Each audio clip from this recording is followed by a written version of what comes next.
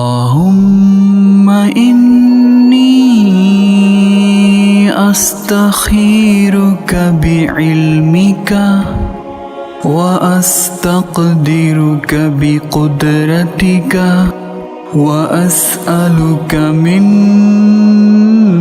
فضلك العظيم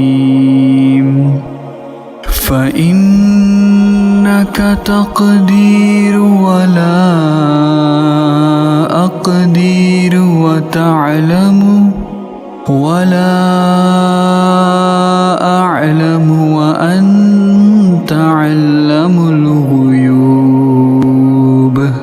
اللهم إن كنت تعلم أن هذا الأمر خير لي في ديني ومعاشي وعاقبة أمري فاقدره لي ويسره لي ثم بارك لي فيه.